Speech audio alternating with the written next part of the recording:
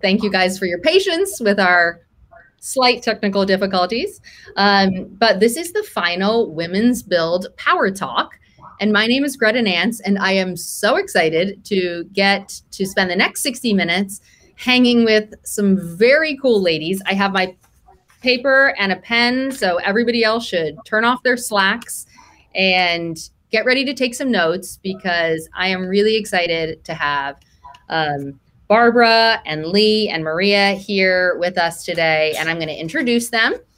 And I am honored to have been asked to be this year's Women's Build Chair. I've been involved with Habitat just as a hobbyist for the last 5 years, and I've really gotten into the Women's Build specifically.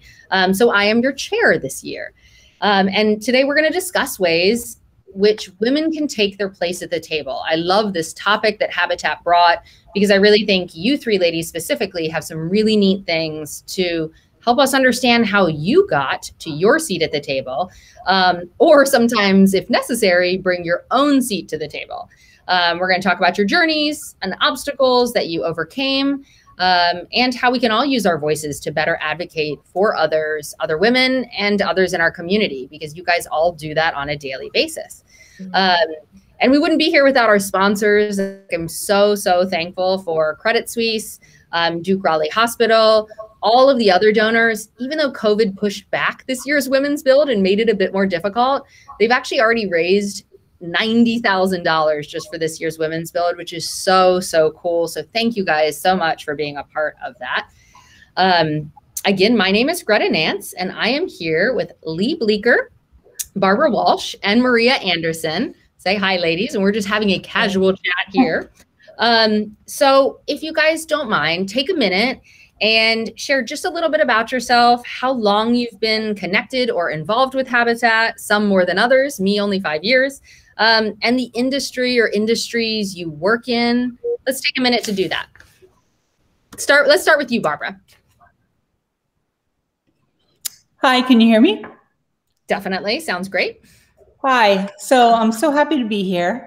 I'm Barbara Walsh, and I'm with Credit Suisse, and I have been involved with Habitat for the last 5 years, when I moved our treasury unit down to Raleigh from New York. And there was a lady who I hired that was formerly with Habitat, and she really introduced me to what the organization was all about. And we use this as a team building effort. And within a year, we embraced the Women's Build. And in November of 2020, we did a Credit Suisse Women's Build. And it was really fun and gratifying for me, building something and creating. Credit Suisse has, the Credit Suisse Foundation is a partner with Habitat. Our level of support with the Americas Foundation is, we're one of the 4 community impact partners, just in terms of our volunteerism as well as our monetary impact. Our financial contributions are at $70,000 a year, but I just think that it is the most phenomenal and gratifying philanthropy effort there could be in providing, a house, a home to people who could never dream of having one. And it has been an absolute blast to be part of this. So I'm so excited to be here.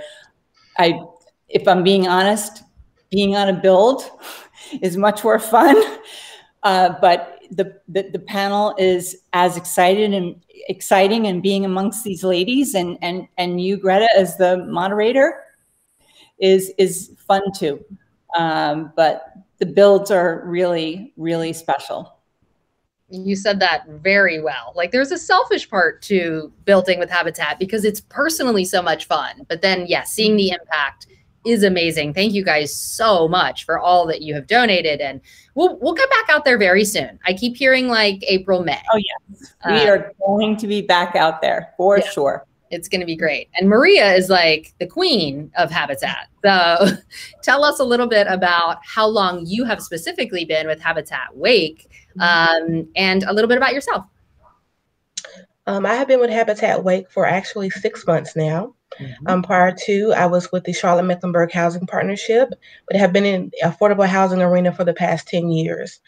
What makes Habitat so special for me is Habitat focuses on the really disenfranchised and lower marginalized community who seek affordable homeownership. And those communities, basically, they look like me, but they just have not had a chance. And that's what makes homeownership and affordable homeownership such a passion of mine. I am a Charlotte native, but I am a graduate of Shaw University. So Raleigh does hold a special place in my heart. So being able to come back to Raleigh and to make an impact here in the city was very, very special for me. That's awesome. Thank you so much. How about you, Leigh? Tell us about your experience with Habitat and where you currently work.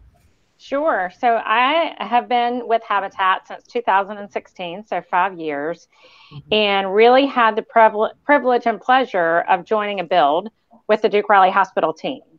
So we've had over 100 volunteers from our organization to be part of Habitat, and it was pretty amazing. So I joined the She Nailed It campaign, which was the most phenomenal experience, right? So never having personally built a house, but being part of a team of an amazing group of people that came together to build it.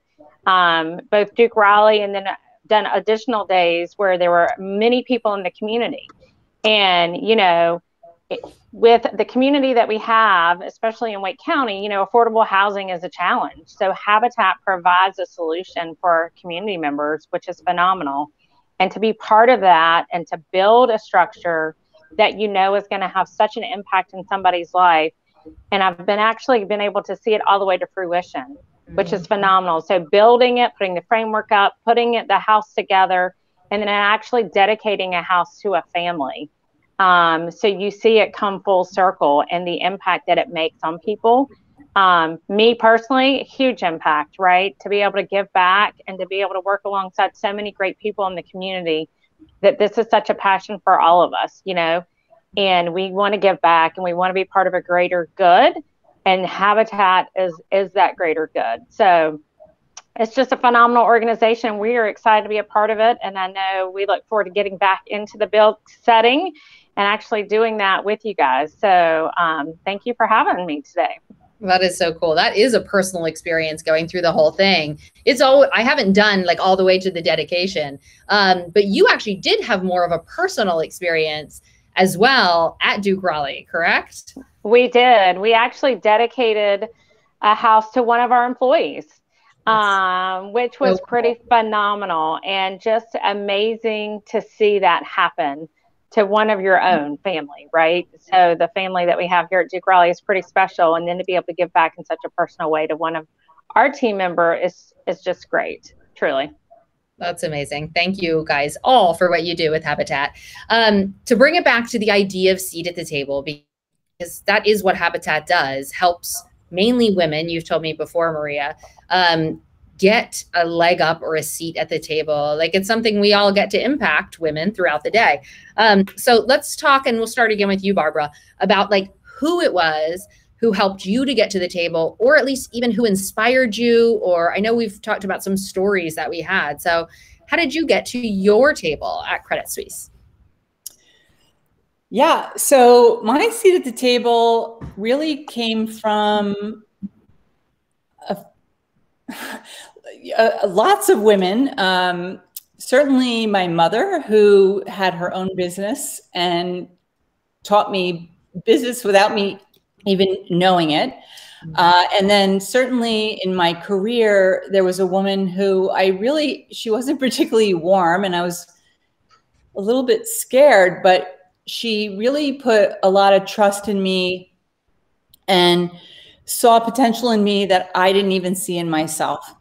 And that is something that resonated with me after the fact. I didn't see it during the event. In fact, it almost, you know, was a little bit stressful at the time, but looking back, it is why I, you know, definitely look to give stretch assignments to people, women, bring them up, you know, take some risks wherever I possibly can. And, you know, and they've never let me down. No one has let me down. It's always, I'm blessed in that, you know, I just, you know, I see the potential, and, you know, it comes through threefold when you believe in someone more than they believe in themselves. Mm-hmm. It's something we talk a lot here in the office, like make sure you point that out in someone and then make sure Absolutely. They actually hear it. I don't know. A lot of times people don't even believe it, and life can get busy and we don't take the time a lot of times to pause and identify, and it can change someone's life by doing that. That's amazing. Maria, how about you? Who inspired or helped you get to your awesome seat at the table? For me, it was my former superior, Ralphine Caldwell, who is now the executive director of LISC in Charlotte. When I went to her through one of my employee evaluations one year, she asked me what did I want to do, and I told her I wanted to do it all. And so from that point on, we set forth a professional development plan where she helped me to encompass everything I needed to learn about affordable housing, about the space that I would be occupying, and she actually helped me get to my seat. She just laid out the blueprint and I followed it, and here I am today. So she was very pivotal in that. That's amazing. Like that, taking the time to do a whole development for you. Like I'm learning a lot here. I'm taking all of these notes. That is so awesome. How about you, Leigh? I know you had told me before you've had people that inspired you as well that kind of set you on this course. Absolutely. So my inspiration actually came in a different way. So mine came from when I was 6 years old. So, which sounds like crazy. How can you get an inspiration at the age of 6? But so I have been a patient of Duke Health since I was 6 years old. And so my provider, my physician who took care of me when I was a child, I was diagnosed with juvenile rheumatoid arthritis at age 6.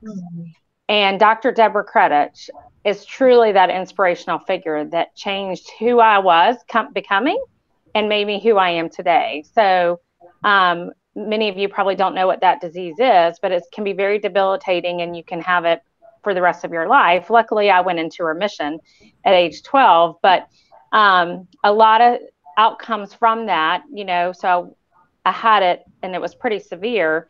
And she really believed in me. And she said, you know, you can do this, and challenged me to not take no for an answer. And she showed me that by having experimental techniques and experimental therapies and treatments. And so because I am who I am today is because of her. So, you know, she challenged me and said, you can do this. It's going to be really hard work. But if you're willing to put the effort in and do all the therapy and the treatment, then you can be whoever you want to be and do whatever you want to do. And so when I was told at age 6 that I wouldn't ever be able to walk again, and was a cheerleader in high school, and now I'm sitting as the interim CEO at Duke Raleigh Hospital. So it's pretty powerful what somebody can do to change your life and your perspective. And she believed in me, which gave me the encouragement to believe in myself and to overcome any obstacle that would come my way. So that's how I got a seat at the table that I currently sit in. And, you know, it's really about believing in yourself as well as believing in each other, and really supporting each other through mentors and other things along the way. But she was the most pivotal person, I would say, in my life to get me to where I am today. That's amazing. And I'm glad you mentioned mentoring, because obviously that's kind of what we're talking about, whether these women meant to mentor you ladies or not. It's taking the time to kind of pour in or inspire another woman. And I know that helps, like, connections help our businesses. We've talked about that before too, specifically connecting with women. Like, how do you find women to mentor or connect with? Like, I know we've talked about that can be really difficult for a woman out there seeking someone to connect with. Do you have recommendations or someplace you found where you've had great success with that? Sorry, Leigh, you can, because you and I talked about that. No, I was going to jump in. But I was going to say, so for me, because I had such great mentors with Dr. Credit and other women along the way, it's really important for me to be a mentor to other women, right? Mm-hmm. And so when I see women in healthcare or even outside of healthcare, to be able to spend quality time with them, because we've all had similar journeys. We just may not know it, and we have to connect and share, right? And so for me, it's really important to give back and really to map out those plans, like the others were saying. How do you help build somebody up? What is your goal, whether it's personal or professional? And let's figure out how to get there. What are the obstacles in your way, and how do you do that? So I had that for me. So my biggest goal is to continue to give that back to others. But mentorship is key, because you get to have that personal dialogue, and it's not about getting evaluated or am I doing a great job. It's really having a one-on-one connection with somebody to say, here's the current situation I'm in. How would you navigate that? Have you ever had that? And most times, if not all, you've been in that situation once or twice before. So you can provide a lot of guidance and insight on how do you develop as a person, and how do you develop as a leader, and how do you develop that seat at the table? So it's really important for me to connect and give back, both inside the environment that I sit in as well as outside. And there are a lot of different ways to do that through, Leadership Raleigh and the Chamber and other organizations that allow you to connect with people that you would have never connected with before. So. That's so good. And I know, Maria, you get to pour into women in different ways through Habitat all of the time. Like, talk to me about how you being a mentor now to other women, or at least playing that role of helping, plays in. Well, for me, I'm always able to find someone who doesn't see, like you said earlier, what they have in themselves. And it's just, bringing it out of them slowly, just making them see that they can do whatever they put their mind to, asking them, what is it that you want? What can I do to help you to achieve your goals and obtain success? Just pouring into them, be reassuring, be comforting, and saying, hey, somebody did this for me, I can do it for you. And if need be, you hold their hand just a little tighter than you would for someone else as you guide them along that path. That's very special, very important. Yeah, that's great. How about you, Barbara? I think also it's about it's bringing them to the table. It's not about, leaving them behind, and bringing them to the meetings and letting them present their ideas. I've done this. I think I've been very comfortable in just letting them have the credit, but giving them support at the same time.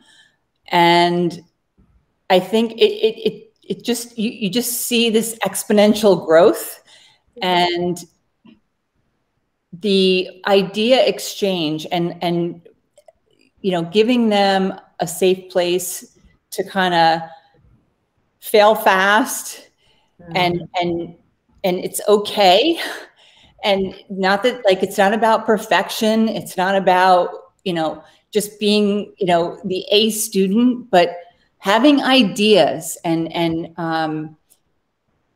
just getting them out there, as opposed to being silent on a call and not expressing themselves. I'd much rather have an employee express themselves, and if it doesn't work out, it doesn't work out. We can move on, but like, generate ideas, try it. If it doesn't work, we move on. But we will get to a better place if we just keep iterating than if we just stay in this, stuck silence of like waiting for the perfect thing, because it's never going to come. You just have to keep trying. Or fear. I think a lot of women are fearful. I'm so glad you brought that up about the fail fast, fail often. Like, I have also struggled with that. No one wants to fail. But when you are in an environment with a lot of trust, which takes work to cultivate, like, it sounds like you have a very healthy team where people feel comfortable coming up with ideas that may be stupid or may be wrong, but that's how you get to the ones that are right, and you get there much faster. Exactly. So I'm well, so and just to, can I add a little bit to that, Greta? Please.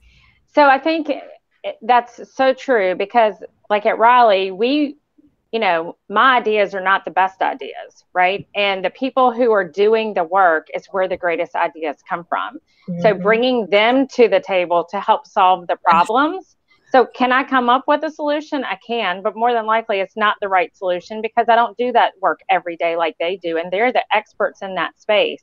Yeah. So I think what Barbara was saying is providing them a safe place to do it and express that opinion and express that voice that they have, and to make them feel empowered, like, wow, you did it. Look at all the great change that came across our whole health system because of your voice. And so that's really how you move forward faster. And seeing that come to fruition is just great for all. But yeah, you got to bring them to the table, and but provide that safe, trusting environment that says, I'm here to help you if you need it. But you guys are the experts, and you guys know it better than all the rest of us. So that is such a good point. I'm so glad you said that too. And I know Maria leads a large, diverse team. You said you've got men and women on there as well, like with a couple different teams under you. How do you foster that trust so people aren't afraid? Because you have to get really creative with your solutions a lot of times. It sounds like each case you manage is individual. So how does that play out to you? I make sure that my team knows that I have an open door policy. There's nothing they can't talk about. There's nothing they can't bring to me, particularly when it deals with our applicants. And just be aware and be comfortable in thinking outside of the box. Because this is not a, in our industry, this is not a connect the dots and you'll get to the end type of industry. You have to think outside the box. You have to be creative, and you have to learn how to meet people where they are.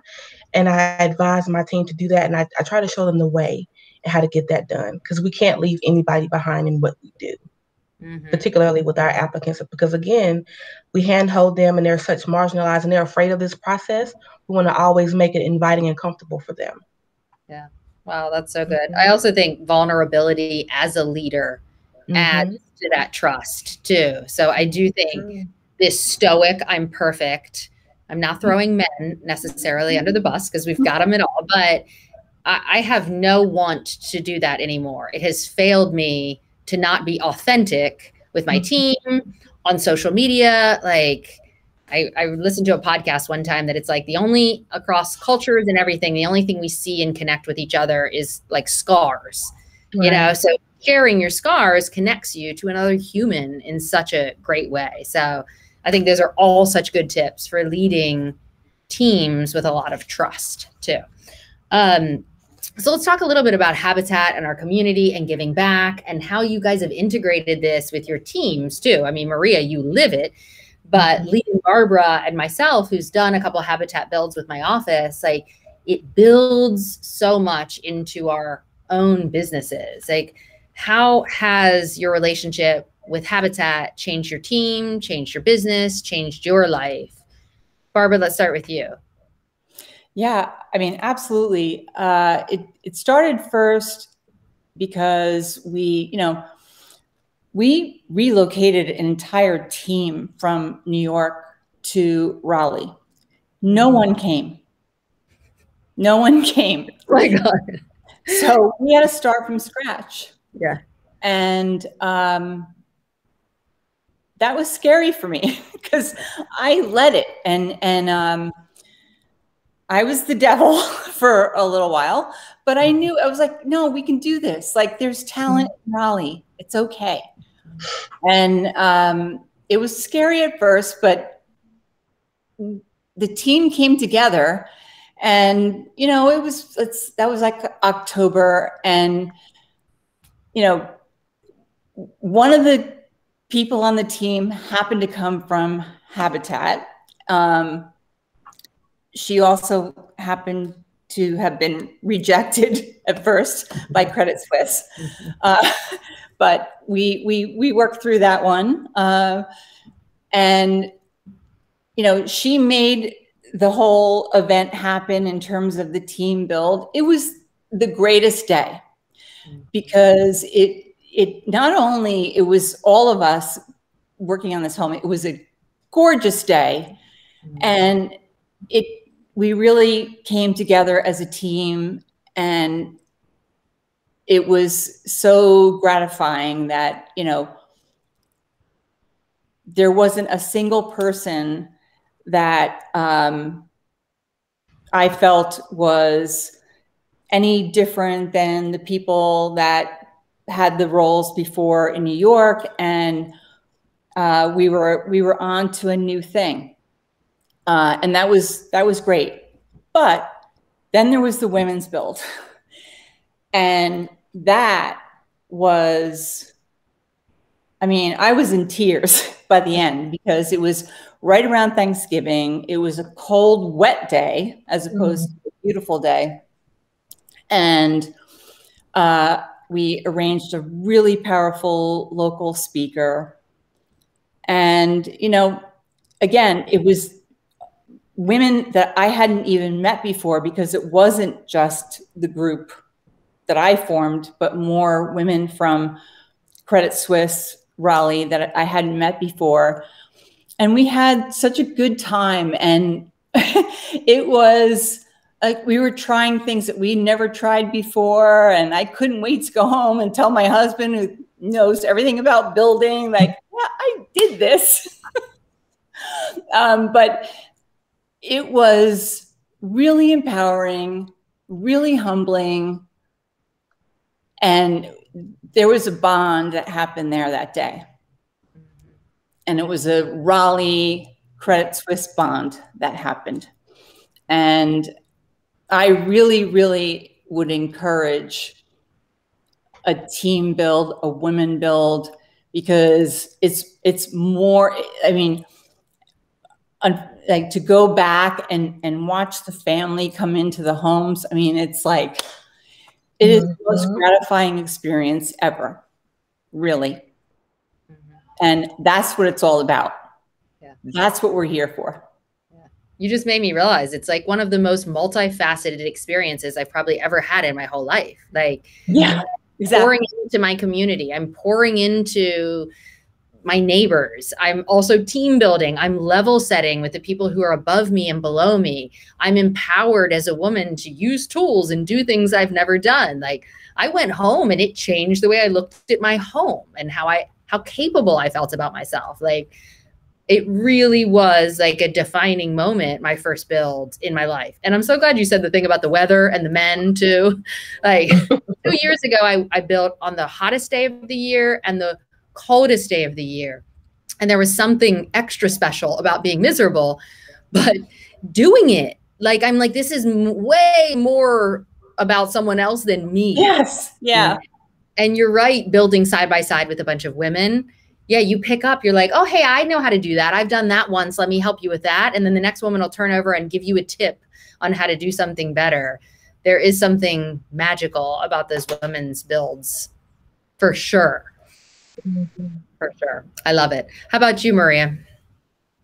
I just want to piggyback off of Barbara with with building a new team. So when I got to Habitat, that was something that I was tasked with, was putting together a new homeowner services team. And now that we're 6 months in, my team is becoming very cohesive. They're learning the process. They're learning my management style. I'm learning how they work. And I'm beginning to see the Habitat way. So from standard affordable housing to coming to Habitat is very different. Habitat is its whole monster in itself. But again, like Barbara, being able to see a homeowner, a family accomplish something they never thought would be possible, to see when they come into the office and they make a board payment or a down payment and they're so excited and they pick their plan and everything's coming to fruition, and I can talk to them about their colors and their materials, and to see their faces light up, and we set the closing date and they're ready. And you know, their children, a lot of these mothers are hiding the fact that they're going to be homeowners, and to find out that the children don't know, and when they find out, they're super excited. They finally have a backyard. I spoke to a woman yesterday, her 3 boys, this is the first time her boys will have their own yard to play in. And that within itself made me say, you know what, we're still doing the right thing. This is still a great program. And I'm just, you know, it just makes me happy inside. It really does. Oh my gosh, I'm so thankful for what you're doing for our community. Leigh, I know you told me before, it's super important, especially to Duke Raleigh and the leaders there, to be involved in the community. It's kind of part of your inner workings there. Like, talk to me about that with Duke Raleigh. Yeah, so when I joined, I've been part of Duke Health for going on 20 years. And so when I joined Duke Raleigh about 10 years ago, our CEO at that point in time was a big advocate of getting involved in the community and wanting everybody to be part of a board and doing community activities. And that's who we are. We are part of the community, and we all want to give back, and we all want to do better for the community. And so we really pride ourselves on that. And Habitat and the Women's Build was such a great way for us to come together. Our team at that point, when we started that, working with Habitat 5 years ago, we were, unlike Barbara and Maria, where they were creating a brand new team, we were an established team. And so, but that team building event connected you in ways that you would have never expected, right? So all the titles are checked at the door, right? It was a rainy day, we're in their building. Some of us have more expertise in how to build things than others, but we're all sharing, we're all learning. And it was just a phenomenal day. And then to go back and give back additional days for additional houses where you now are connecting with other community members. So we had, like I was working next to one of our city council women, and who I may not have ever met otherwise. And so it was just a really great experience. And at the end of the day, you're like, what? It's already over? Wait, I want to do more. I want to give back more. And so our team members love it. And so, you know, it's not one of those events where you're like trying to find people to sign up for on a Saturday when you've already worked a long work week. It's one where everybody wants to go, and there's, you know, everybody signing up to go, which says a lot for the organization and what you're doing to give back, because everybody wants to be a part of it. So it's just a phenomenal way for Duke Raleigh to continue to give, but for all of us to connect, to build each other up, and to empower each other to say, you know, this is something else that we can do as a community in giving back. So it's a great way to support each other and our team, as well as the great cause of Habitat. So, and you're setting a great example for your team. Getting out there and getting messy is the well, you know, it's, you know, what I was going to say earlier, and I'm glad you brought that up, is, you know, for leaders, it's really important to walk the walk and talk the talk. So I shouldn't ask my team members to do something that I'm not willing to do alongside them, right? And so if I shouldn't ask you guys to go build a house for Habitat if I'm not willing to go out there with you, right? So it's really important for me as a leader to get in there and do it with everybody, and the sweat and the hard work and all of that. It's part of what makes you a better team. Yeah, I love that. I'm sure we've got some ladies listening or watching who are looking for their own seat at the table, maybe don't have a mentor or a woman helping her find her seat at the table. Like, what's your biggest advice to her when it comes to creating that seat, finding that seat? Like, what's helped you the most? Let's start with you, Maria. Researching why you want to be at the seat. What can you do when you sit at the seat to become impactful? Just practicing, learning your craft, making sure that you know, it's meticulous in what you do. And don't be afraid, because sometimes this seat can be very uncomfortable. Don't be afraid. Don't be afraid to have those uncomfortable conversations. But just be earnest and just be honest in what you say and what you do once you sit at the table. Oh my God, I'm writing down, the seat is uncomfortable. Like, that is just so clear, and it was such a visual, because it is, but so you got to make sure you really want it, for sure. Absolutely. I love that. How about you, Barbara? Yeah, I'd say the same thing. I mean, look, I kind of found my way there the long way, being, you know, very, very deferential, very growing up in a very, like, 12 years of Catholic school and such. I was very respectful, and then it kind of took a crisis to, you know, kind of take my guard down and take some risks. And that's what I did. And, you know, so I took the long way to get to what Maria is saying. And that is, you know, just speak the truth. Mm-hmm. It's so refreshing to people. And as long as it's the truth and it's not like you're not just trying to say something for shock value that has no substance to it, like do not do that. Don't. But if it is the truth and you've done your homework and you have substance behind your opinion, or, you know, the direction or the statement that you're making, go for it.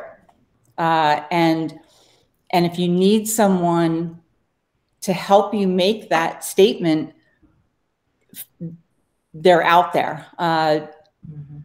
You know, there are plenty of people who I think are more enlightened to the fact that inclusion is as important as diversity. You can't have diversity without inclusion. You need to have that environment where people can really, really feel comfortable being who they are, showing up as who they are, and, you know, letting, you know, expressing themselves in the way that they express themselves. Mm-hmm. And that's it. So good. Yeah, we say in here, we're like, please stop playing the game. Like, we don't want anybody who just plays the game anymore. It doesn't help anybody. It doesn't help us to grow or improve if you're just saying what you think has always been said or keeping it the status quo. So God, that's so good. How about you, Leigh?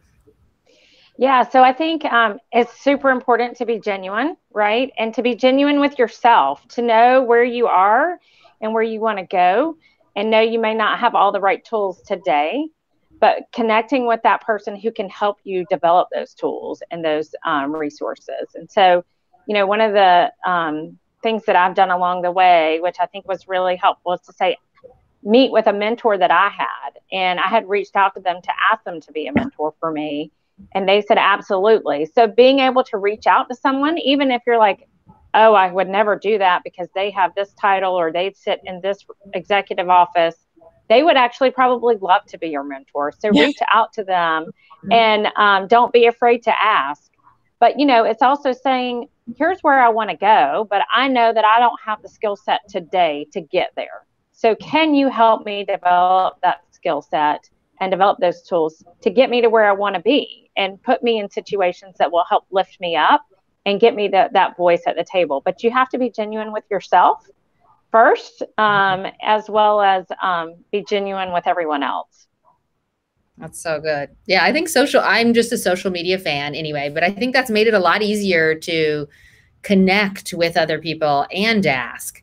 And I love that you said, go ahead and ask. Like, I don't think enough women think it's okay to do that. But I would say too, then follow through with what they, you know, I think it's easy to be like, oh, this would be fun, but it's work. Like, this has all been work. These are hard seats, Maria, that we're sitting in. I love that so much. We have a good question over here, so I'm going to throw one at you guys. I thought this was kind of neat. What advice do you have for women who are already at the table and want to remain there? Like, I didn't even think about this as a situation. Like, I think this is so good. So do you ladies have an initial thought about, like, because you guys are all there, what are you doing to make sure you stay there? Barbara, do you have any thoughts? Oh, yeah. So this could get good. I'm excited about this. Certainly, you know, it's not about, you know, I'm constantly growing. Keep growing. You can't rest on your laurels ever. Mm-hmm. You can't, you know, look on some success you had, you know, 6 months ago, a year ago, and think like, oh, I'm going to like ride that. Like, no, it's like, what did you do yesterday or the day before? And what's new, what's happening? Like, keeping up all the time. But also, like, I think somebody said this, like staying true to yourself, and where you are in your life and what is important to you is also extremely important. And so, for, you in your life, and, you have to keep asking yourself, is being at the table that important? Mm-hmm. Or is it being at another table, a philanthropy table, a non-for-profit table? That's important too. It's not just about holding on just for the sake of holding on and the ego, So those are the two things that are just maybe in my mind right now. But certainly, yeah, you have to keep staying on your game and staying true to yourself. Mm-hmm. I think you're my spirit animal, Barbara. Those are literally, but my thoughts were self-improvement, which is probably my biggest passion, and self-awareness. So you were like, me putting effort into myself, regardless of whether I'm at this table or that table, it'll be fine. It doesn't matter. It's not about the table. And just a constant love of personal growth is what no one's asking me. But that is exactly what I would have said too. So love that so much. How about you, Maria? What do you think? Always be prepared. Be prepared when you don't think you're ready. Be ready, right? Because you never know what's going to happen. Stay on top of your game. Anticipate what's going to happen before it happens. How do you do that? Like, I'm not good at that, I don't think. As businesswomen, we forecast, right? So I just think about just forecasting, just being, just staying ready, getting ready and staying ready is the biggest thing. That's so good. That's probably so reassuring to your homeowners that you're helping, though, too. Like, that's a big part of pulling them through, teaching them that process, being prepared for all the what ifs that come with home ownership. Exactly. The what ifs and the hypotheticals, because they will arise. And again, be prepared and be ready. That's so good. How about you, Leigh? Almost 20 years there. How do you stay? I know, right? So I think it's, you have to engage with other people. So you can't just rely on yourself. So like, if anything this year has taught us in healthcare, it's COVID, right? The game changes, right? And what you once thought you knew is now different. So how do you stay at that table? You've got to have conversations with other people to, what are you guys doing? How are you doing this? How are you staying at the top of your industry? But I think it's also, when you're having those conversations in those conference rooms and at those tables, having that person that you can go to say, did I show up as my best self in that meeting? And if I didn't, tell me how you perceived me showing up, and what could I have done better, and what could I have done different? Because I think sometimes we don't always recognize how we show up. And so to continue to stay at the table, we need to continue to improve ourselves.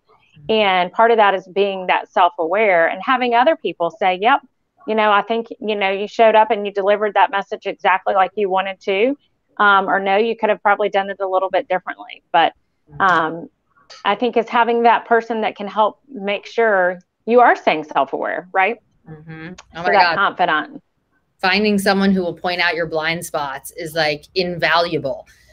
It sucks to hear, but having helps you grow. Yes. Well, you mentioned self-improvement. That's what I love too. But it's like, what does that look like to you? Is that books? Is it podcasts? Is it certain groups? Like, how do you, Leigh, since we're talking about self-improvement, like, how do you keep investing in yourself? So for me, it's joining different groups and learning from others. So like, I've done an emerging leadership group. I've done leadership academies, and you bring a lot of different people together, and you learn so much more of how to be a great leader from all the different people you are serving next to. So for me, it's actually being part of another group and part of another team that's outside of my healthcare industry comfort zone, right? And so hadn't thought about that from a banking perspective or a self business. So I think it's really important to get connected with others across not only Raleigh, but Wake County, North Carolina, outside of North Carolina, to really connect with people to say, I hadn't thought of it that way. This is a great way to step up and show up at my organization or even outside of that. So for me, it's people. I like being with people. I want to be with people. And I think that's the best way you learn. And, can I come shadow you? Can I come see what you do? So I really like to do that. Again, walking the walk and talking the talk. I want to see what you do alongside you. And, all leaders struggle, even though you may not know that. Having those conversations and saying, we all have good days and we have great days and we have some that are not so good days. But you learn the most from those not so good days, right? And so being able to connect and share those experiences with others, I think is really important. So for me, it's getting together with people. That's so good. And I'm sure that's been hard this last year, but it has. We do a lot more virtually these days than I would like. But so appreciative of Habitat for doing this so we can learn from, look at us. We're all in different facets of our community. Maria or Barbara, is there something specific that has really helped you in your self-improvement quest? For me, it's been management books, leadership books, because I'm a super nerd, right? And so just being able to read and just absorb that information and being able to put it into play, put it into action has been super, super helpful for me. I'm obsessed with Audible too. So I can eat driving and listening to it. So that's great. How about you, Barbara? For me, it's been coaching. I've actually pursued, I'm now a certified coach as a side certification just to have, because I've been coached as a person, and it has helped me tremendously in how I balance my life and my career, and how I put things in perspective. Maybe not every minute of the day, but most of the time.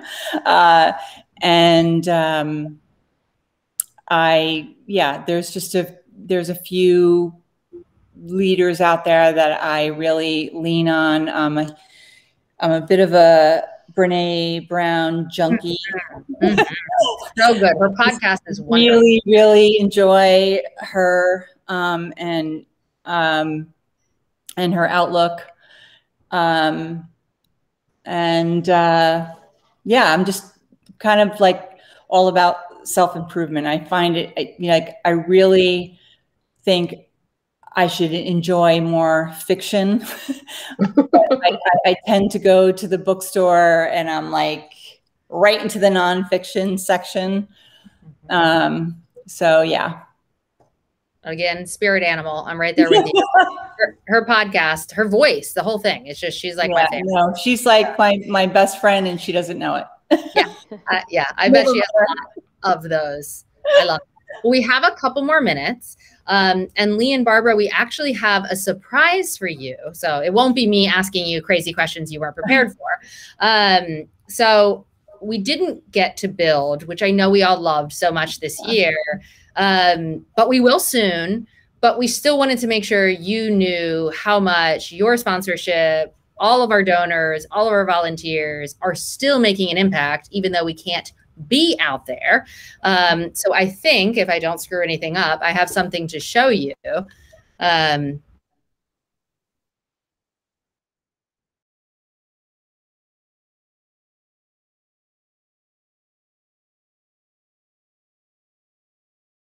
I've been in my home 1 year.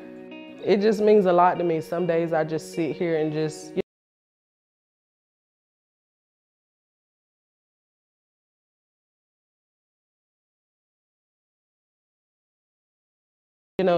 look at it like I did this, like it was all me. Of course I had help, but I basically helped, build something for my kids to look forward to, something for me to leave for them. If something happens to me, they'll have somewhere to call home and they can be able to say, hey, my mommy built this house for us.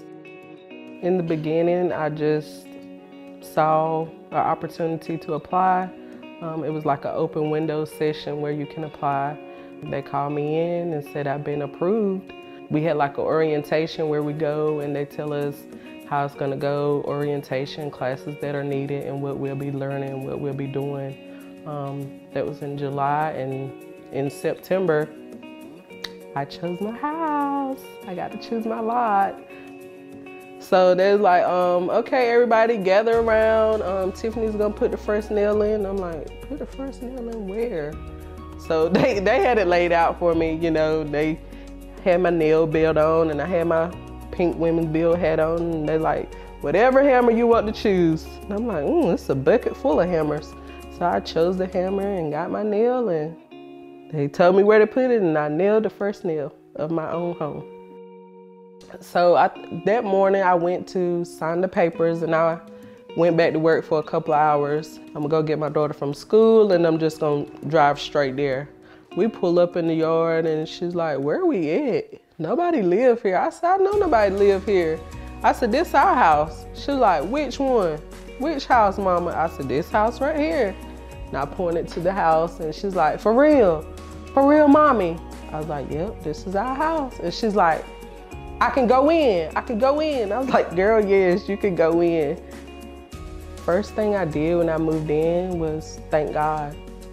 I thank God for, you know, allowing me to be able to build a home for my kids. I'm sorry, I'm getting emotional. I was just excited because my parents didn't do it for me. I didn't have anyone to show me the way, hey, you know, build a house for your family. So I was just excited, and I said, God, I thank you for giving me the opportunity. To see all the women that came out to show their support for someone that was getting a home, it was just awesome. Everyone was welcoming. They was just excited as you were. They was like, okay, what you need us to do? And I was just like, I can't believe that, you know, I get to build my own home. Not many people get to do that.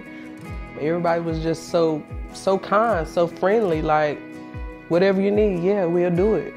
Every time I saw everyone that was just also cheerful, that was happy, that was just full of life. They wanted to help somebody else, wanted to see somebody else get something that they had. And I just really enjoyed coming out every Saturday, meeting new people, meeting new women that were dedicated to helping me.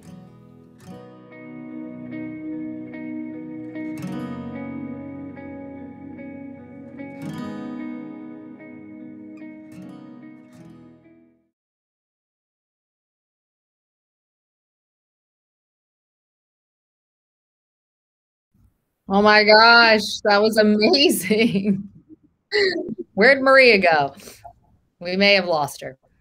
Wasn't that incredible? That was awesome. Yeah.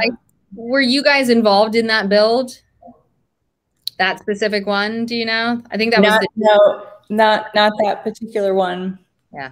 So amazing. So just in case you needed a reminder of the kind of impact that you guys make on someone's literal family tree, I think that is a beautiful reminder of why we're all here and doing this. And we could not be more appreciative of your time and what you guys do as women in our community and leaders in your own businesses. Like, we're doing something cool here, and I'm so grateful for your time this afternoon, and everyone who tuned in and all the things.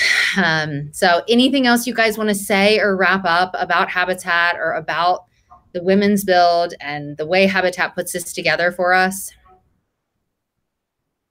Come out and volunteer and support Habitat. It's a great way to empower each other and empower the community. And, you know, if you believe in it and believe in yourself, you can do it. So, you know, that's one of my favorite quotes. She believed she could, so she did.